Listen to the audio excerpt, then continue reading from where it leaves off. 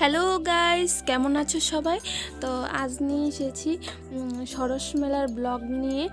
সরস মেলা অনেক দিন হয়ে গেছে, শুরু হয়েছে 8 তারিখ, শেষও হয়ে গেছে, মানে কালকে শেষ হয়ে গেছে। আমি গিয়েছিলাম রবিবার দিন, আর এত পরিমাণের লোক ছিল, মানে রবিবার দেখে হয়তো বা শেষ হয়ে যাবে, তার জন্য অনেক ভিড় ছিল।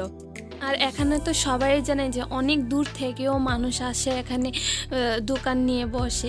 আর এখানে ম্যাক্সিমাম উলের জিনিসই আছে, কারণ যারা বাড়িতে বসে সারা বছর ধরে এই সরস মেলার জন্য উলের জিনিস, বিভিন্ন বাঁশ বেতের জিনিস তারা নিজের হাতে তৈরি করে।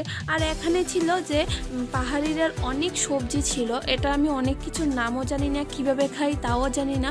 তার অনেক কাঁচা সবজি নিয়ে এখানে বসেছিল, কিছু কিছু তো আমি নামও জানি না, আর কিছু মানে কিভাবে খেতে হয়, কিভাবে বা এটা তারা খায় এটাও জানি না, কিন্তু মানে এটি অনেক দেখতে ভাল লাগছিল।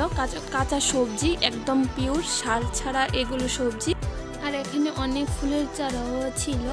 আর আমি যতটুকু জানি যে বিভিন্ন জেলা থেকে মহিলারা সেলফ হেল্প গ্রুপ থেকে এখানে স্টল নিয়ে আসে, মানে অনেক ম্যাক্সিমাম স্টল থাকে সেলফ হেল্প গ্রুপ থেকেই। তাদের যে সারা বছরের পরিশ্রম, সারা বছরের যে উলের জিনিস প্রত্যেকটা, মানে সারা বছর ধরে তারা বাড়িতে এগুলো তৈরি করে, তারপর বছরে একবার এসে এখানে উলের জিনিস প্লাস বাঁশ বেতের জিনিস নিয়ে তারা এখানে স্টল বসে। আর এছাড়াও আছে যে শুধু সেলফ হেল্প গ্রুপ যে এখানে বসে তা না, এছাড়াও আছে। আর সবচেয়ে থেকে আমার এই রুমটার, মানে এই স্টলটার জিনিসগুলো ভালো লেগেছে। এই স্টলের জিনিসগুলো প্রত্যেকটা জিনিস একদম নিখুঁতভাবে কাজ করা আছে। কিভাবে বাঁশ দিয়ে কত নিখুঁতভাবে কাজ করা যায়, এই স্টলটা না দেখে কেউ বুঝতে পারবে না। প্রত্যেকটা এখানে দুর্গা ঠাকুরও ছিল একটা, আমার অনেক সবচেয়ে থেকে ভালো লেগেছে আমার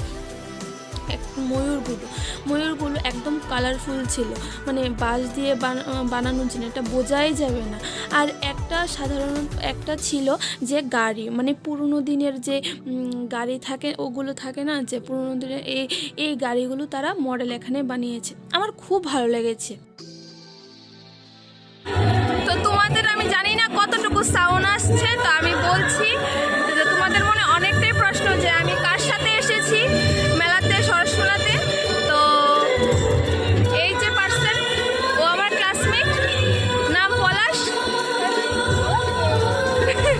তো আমরা এখন চলে গেলাম খাওয়া দাওয়া করতে। আর এখানে আমরা বাঙ্গুই অর্ডার করেছিলাম, কিন্তু এখানে চিকেন মানে ভর্তাটা এত পরিমাণ কম দিয়েছে, মানে আমি ভাবতেই পারিনি যে এত পরিমাণ তারা কম দিতে পারে। 1 চামচ মানে বলবো, আর আমার মনে হয় আর আমি কোনো জায়গায় এত কম মানে ভর্তা খাইনি 50 টাকা দিয়ে, তার জন্য আমি এই কথাটা শেয়ার করলাম। আর এখানে আমি আবারও গাছ দেখতে চলে এসেছিলাম, কারণ এখানে চারাগুলো আছে না, খুব কম দামে বিক্রি হচ্ছিল। মানে টাউনে তো অনেক, মানে একটা গোলাপের চারা 100 টাকা করে বিক্রি করে, আর এখানে 50 টাকা করে বিক্রি করছে। আর তোমরা দেখতেই পেলে এখানে কত পরিমাণে লোক ছিল। তো যাই হোক, আমরা ভুট্টা খাওয়ার জন্য এখানে চলে আসলাম। এখানে মানে পিস একটা ভুট্টা 30 টাকা করে বিক্রি করছিল।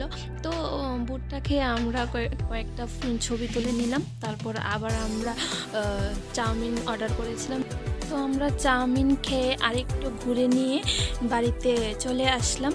আর আজকের ভিডিওটা এখানে আমি এন্ড করে দিচ্ছি। আর তোমরা দেখতেই পাচ্ছ প্রচুর লোক ছিল এখানে, মানে আমি বারবার বলবো, মানে আমি সরস মেলাতে এত ভিড় দেখিনি, তার জন্য বলছি। আর এখানে বাঁশ বেতের তোমরা দেখতেই পাচ্ছ দোলনাটা খুবই সুন্দর ছিল। তো যাই হোক, ভিডিওটা আমি এখানে এন্ড করে দিচ্ছি। আমার যদি ভিডিওটা ভালো লেগে থাকে অবশ্যই একটা লাইক করে দিও, শেয়ার করে দিও, আর অবশ্যই আমার চ্যানেলটাকে সাবস্ক্রাইব করে দিও। Tata, bye bye.